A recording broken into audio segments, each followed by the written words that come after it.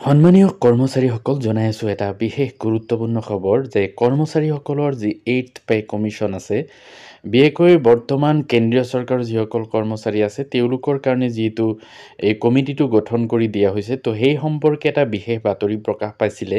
যে কৰ্মচাৰী এজনৰ দৰমহা কিমান বৃদ্ধি পাব পাৰে 8th পে কমিশ্যন আহিলে আৰু যিহেতু অসম ৰাজ্যিক কৰ্মচাৰী যিসকল আছে তেওঁলোকৰ দৰমহা আচলতে কেন্দ্ৰীয় চৰকাৰৰ সমানে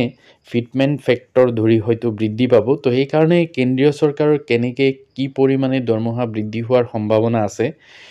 সেইটো আপোনালোকে শেষলৈকে ভালকৈ চাব তেতিয়া গম পাব যে অসম ৰাজ্যিক যিসকল কৰ্মচাৰী আছে তেওঁলোকৰ দৰমহাও কি পৰিমাণে বাঢ়িব তো বলক ভিডিঅ'টো আৰম্ভ কৰোঁ তো এইটো লিখিছে যে কেন্দ্ৰীয় চৰকাৰে শেহতীয়াকৈ 8ম দৰমহা আয়োগৰ টাৰ্মছ অফ ৰেফাৰেন্সত অনুমোদন জনাইছে ইয়াৰ ফলত প্ৰায় 50 লাখ কেন্দ্ৰীয় চৰকাৰৰ কৰ্মচাৰী আৰু 70 লাখৰো অধিক পেঞ্চনাৰৰ দৰমহা বৃদ্ধি হ'ব 8ম দৰমহা আয়োগে 18 মাহৰ পিছত আয়োগে দাখিল কৰিব প্ৰতিবেদন আশা কৰা হৈছে 2027 চনৰ ভিতৰত কৰ্মচাৰীৰ দৰমহা বৃদ্ধি পাব কিন্তু কেন্দ্ৰীয় চৰকাৰৰ কৰ্মচাৰীৰ কিমান শতাংশ দৰমহা বৃদ্ধি পাব 8ম পে কমিশ্যনত ফিটমেন্ট ফেক্টৰে গুৰুত্বপূৰ্ণ ভূমিকা পালন কৰিব ই এটা বহুগুণক যিয়ে কৰ্মচাৰীৰ মৌলিক দৰমহা বৃদ্ধি নিৰ্ধাৰণ কৰে অনুমান অনুসৰি 1.8ৰ পৰা 2.57ৰ ভিতৰত হ'ব পাৰে ফিটমেন্ট ফেক্টৰ বিভিন্ন পৰ্যায়ৰ কৰ্মচাৰীসকলৰ বৰ্তমানৰ দৰমহা যদি এনেকুৱা ধৰণৰ হয় লেভেল 1ৰ মৌলিক দৰমহা 18,000 টকা লেভেল 2ৰ মৌলিক দৰমহা যদি 19,900 টকা লেভেল 3ত মৌলিক দৰমহা 21,700 টকা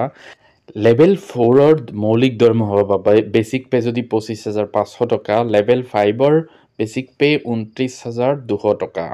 যদি ফিটমেন্ট ফেক্টৰ 1.8 হয় তেন্তে লেভেল 1ৰ কৰ্মচাৰী 32,400 টকা লেভেল 2ৰ কৰ্মচাৰীয়ে 35,820 টকা লেভেল 3ৰ কৰ্মচাৰীয়ে 39,060 টকা লেভেল 4ৰ কৰ্মচাৰীয়ে 45,954 টকা লেভেল 3ৰ কৰ্মচাৰীয়ে 53,382 টকা লেভেল 4ৰ কৰ্মচাৰীয়ে 62,730 টকা আৰু 71,832 টকা বেসিক পে লাভ কৰিব